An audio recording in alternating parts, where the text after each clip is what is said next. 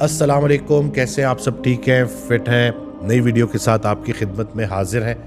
آج ہم بات کرنے والے ہیں دعا کے اوپر کہ جو دعا مانگنا ہے یہ کیسا ہے اور دعا میں کیا مانگنا چاہیے، کیا کوئی اس کے پیچھے کی بھی کوئی بات ہے یا پھر بس ہاتھ اٹھائے اور دعا کرنی شروع کر دی۔ تو رسول اللہ صلی اللہ علیہ وآلہ وسلم اللہ تعالیٰ سے ایک دعا جو ہے وہ مانگتے تھے کہ یا اللہ مجھے اس دعا سے بچا جس کو آپ نے قبول نہیں کرنا۔ اس دن میں ایک آڈیو سن رہا حضرت واصف علی واصف رحمۃ اللہ علیہ کی، اور اس میں ارشاد فرماتے ہیں کہ کہیں اگر آپ کو پتہ چل جائے کہ یہ مقام ایسا ہے کہ جہاں ہر دعا قبول ہوتی ہے اور آپ وہاں پہنچ گئے، تو جو سب سے پہلا کام آپ نے یہ کیا کرنا ہے کہ آپ نے دعا نہیں مانگنی جب تک کہ آپ کو پتہ نہ ہو کہ آپ کیا مانگ رہے ہیں۔ قرآن کی آیت ہے کہ ہو سکتا ہے، جس کا مفہوم ہے ہو سکتا ہے تو اپنے لیے کچھ پسند کرو جو تمہارے لیے صحیح نہ ہو سکتا ہے تو اپنے کچھ ناپسند کرو جو تمہارے لیے صحیح ہو۔ تو ہمیں تو یہ بھی نہیں پتہ ہوتا کہ ہم اللہ سے مانگ کیا رہے ہیں۔ تو بعض اوقات انسان ایسی چیز مانگ رہا ہوتا ہے جو اس کے لیے صحیح نہیں ہوتی۔ تو دعا میں کیا مانگنا ہے، دعا مانگنی تو بہت ضروری ہے۔ دعا کا یہ جو مقام ہے اور دعا میں جو سب سے خوبصورت بات ہے وہ یہ ہے کہ دعا مانگنے والا اور دعا سننے والا بیک وقت اسی جگہ پہ موجود ہوتے ہیں۔ ایک انسان نے ہاتھ اٹھایا اور دعا کی تو جو دعا کر رہا ہے وہ بھی وہاں موجود ہے اور دعا سننے والا بھی وہاں موجود ہے۔ تو یہ بڑا ایک گہرا اور ایک بڑا قریبی تعلق ہے اللہ اور اپنے بندے کا۔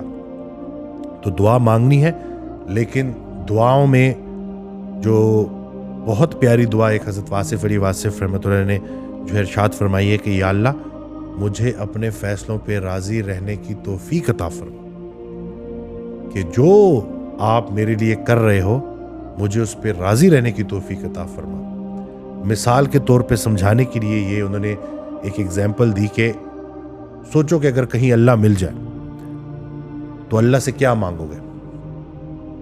اللہ پوچھے کہ بتاؤ کیا چاہیے، تو ایسا نہ کرنا کہ ایک لمبی لسٹ اللہ کو دے دینا کہ یا اللہ یہ کام بھی پینڈنگ ہے، یہ کام بھی پینڈنگ ہے، یہ چیز بھی چاہیے، یہ چیز بھی چاہیے، دنیا مانگنا نہ شروع کر دینا۔ اللہ اگر مل جائے اور اللہ پوچھے کہ کیا چاہیے، تو آپ کی زبان پہ ایک ہی بات ہونی چاہیے کہ اللہ آپ کی رضا چاہیے۔ آپ مل گئے ہیں اور کیا چاہیے؟ تو بادشاہ اگر آپ کا ہو گیا تو پوری بادشاہی آپ کی ہے۔ تو یہ بات سمجھنی ہے کہ جب ہم اس نیت سے اللہ سے دعا مانگتے ہیں اور دعا کو ضد نہیں بناتے، پروٹیسٹ نہیں بنانا، دعا کو اس لیے مانگنا ہے کہ دعا ہمیں اللہ کے قریب کرنے کا بہت پیارا ذریعہ ہے۔ اور دعا جو ہے نا، اس سے بہت ساری مصیبتیں، بہت ساری بلائیں ٹل جاتی ہیں۔ تو اس کو اس طریقے سے لے کے چلنا ہے، اس طریقے سے دعا مانگنی ہے کہ جس میں آپ کو کلیئرٹی ہو کہ جو آپ اللہ سے مانگ رہے ہیں وہ آپ کے حق میں بہتر ہے، نہیں تو خاموش رہنا ہی بہتر ہے۔ اور ایک اور دعا حضرت واصف علی واصف رحمۃ اللہ نے بڑی پیاری دعا جو ہے وہ بیان فرمائی ہے کہ یا اللہ جو آپ نے مجھے دینا ہے وہ بن مانگے دے دے، اور جو آپ نے نہیں دینا اس کے مانگنے کی توفیق بھی نہ دے۔ یعنی کہ اللہ کے فیصلوں میں اتنا راضی رہنا کہ یا اللہ میں جانتا ہوں کہ میری زندگی کو آپ سے بہتر، آپ خالق ہیں، آپ سے بہتر کوئی نہیں چلا سکتا، اور اس کے آپ سے بہتر فیصلے کوئی نہیں لے سکتا۔ تو مجھے میری دسترس سے بچا، اور جو میرے حق میں بہتر ہے اس کو قبول کرنے کی مجھے طاقت دے۔ یہ بھی بڑی ضروری بات ہے، کیونکہ انسان جلد باز ہے، وہ جلد بازی میں سمجھ نہیں پاتا کہ میرے لیے کیا صحیح ہے کیا غلط ہے، تو وہ کہیں ناشکرا ہو جاتا ہے۔ تو بس یہ جو اللہ کر رہا ہے بالکل صحیح کر رہا ہے، اور یقین کے ساتھ زندگی گزارنی ہے۔ دعاؤں کو ضد نہیں بنانا، دعا ذریعہ ہے اللہ کے قریب ہونے کا۔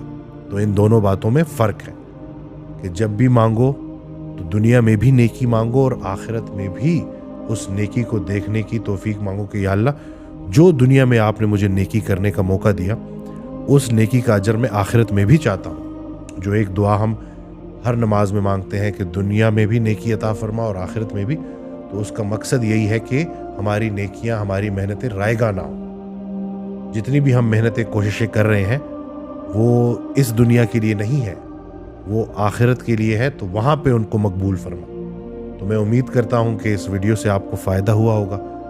चैनल सब्सक्राइब करना ना भूलिएगा, दुआओं में याद रखिएगा। अल्लाह हाफ़िज़।